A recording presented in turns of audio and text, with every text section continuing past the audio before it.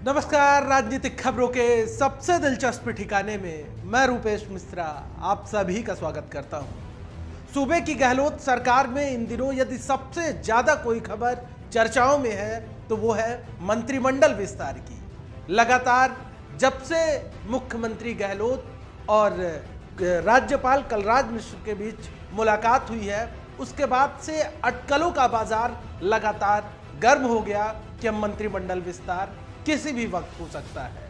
और इसी खबर के साथ पायलट और गहलोत कैंप के नेताओं की जो दिलों की धड़कनें हैं वो बढ़ गई कि आखिर मंत्रिमंडल विस्तार में अब क्या होगा, कौन इन होगा और कौन आउट होगा। लिहाजा इन्हीं सब सियासी कशमकश के बीच एक बड़ी जानकारी निकलकर सामने आ रही है। दरअसल वो जानकारी ये है कि अभी बहरहाल 7 दिनों तक मंत्रिमंडल विस्तार नहीं होने जा रहा है, यानी मंत्रिमंडल विस्तार में अभी और वक्त लगेगा। दरअसल इसके पीछे के जो तर्क दिए जा रहे हैं वो ये है कि जो मुख्यमंत्री गहलोत हैं उन्हें हाल ही में केरल का ऑब्जर्वर नियुक्त किया गया है। लिहाजा मुख्यमंत्री गहलोत 22 तारीख से केरल दौरे पर जा रहे हैं और मुख्यमंत्री गहलोत तकरीबन 2 दिनों तक केरल के दौरे पर रहेंगे। वहीं इसी बीच सूत्रों के हवाले से बड़ी जानकारी ये भी सामने आ रही है कि राज्यपाल कलराज मिश्र भी आगामी 2-3 दिनों के भीतर कोई दौरा कर सकते हैं। मतलब साफ है कि आने वाले 7 दिनों तक मंत्रिमंडल विस्तार की संभावनाएं दूर दूर तक नहीं है। क्योंकि यदि बात की जाए दिल्ली दरबार से कि आखिर एक्सरसाइज मंत्रिमंडल विस्तार को लेकर पूरी तरीके से कर ली गई है या नहीं कर ली गई है, तो जो अभी तक जानकारी निकल कर आई है वो ये है कि मंत्रिमंडल विस्तार को लेकर ज्यादातर नाम फाइनल कर लिए गए हैं। क्योंकि सचिन पायलट कैंप से कितने लोग मंत्रिमंडल में शामिल किए जाएंगे इसको लेकर पायलट लगातार प्रदेश प्रभारी अजय माकन और इसी के साथ जब केसी वेणुगोपाल से सचिन पायलट की मुलाकात हुई थी तब पायलट ने अपने मन की बात, अपने दिल की बात उनके समक्ष रख दी थी। लेकिन इसी बीच एक खबर यह भी निकलकर सामने आ रही है कि गहलोत सरकार ज्यादा से ज्यादा विधायकों को एडजस्ट कर देने की मंशा में है। क्योंकि जो छटपटाहट है वो नेताओं में लगातार बढ़ती जा रही है, क्योंकि वक्त लगातार आगे बढ़ रहा है। लिहाजा ज्यादातर नेताओं का यह कहना है कि यदि वक्त निकलता गया और सही वक्त में सही पद नहीं मिला तो फिर क्या होगा।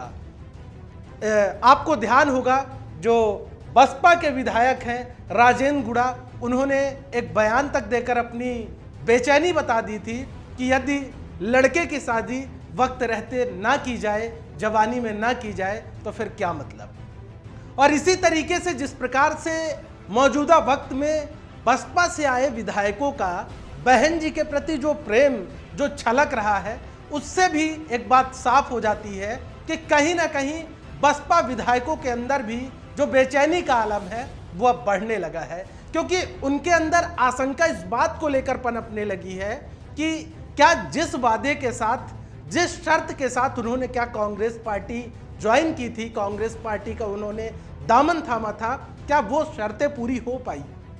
क्योंकि जो खबर है वो ये थी कि बसपा से जो विधायक आए थे उनमें से 2 विधायक ऐसे हैं उन जिनको मंत्रिमंडल में शामिल किया जाएगा। जाहिर तौर पर मंत्रिमंडल विस्तार की कवायद लगातार आगे बढ़ती गई तो विधायकों के अंदर भी बेचैनी बढ़ने लगी। लेकिन इसी बीच खबर यह भी है कि सूबे की गहलोत सरकार 19 विधायकों को संसदीय सचिव बना सकती है। इसको लेकर लगातार जो कानूनी राय मशवरा है वो किया जा रहा है और छत्तीसगढ़ से भी, क्योंकि छत्तीसगढ़ में 19 संसदीय सचिव हैं, लिहाजा वहां का कैसा पैटर्न है उस पैटर्न पे भी गहलोत सरकार एक्सरसाइज शुरू कर चुकी है। यानी एक बात तो साफ है कि सूबे की गहलोत सरकार की अब ये मंशा है कि जल्द से जल्द जो विधायक है ज्यादातर जिनको वादे किए गए थे तरह तरह के, उन विधायकों को एडजस्ट कर दिया जाए। क्योंकि वक्त रहते यदि ऐसा नहीं किया गया तो जाहिर तौर पर जो नेताओं की बेचैनी है वो बढ़ सकती है और फिर किस प्रकार से सियासत में उस बेचैनी का अंजाम होता है उससे सभी भली भांति बाकी वाकिफ हैं।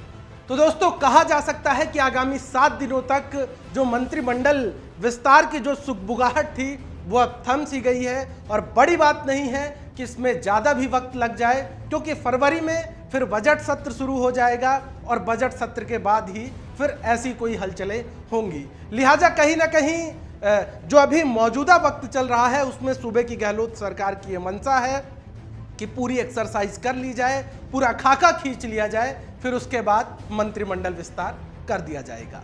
नमस्कार।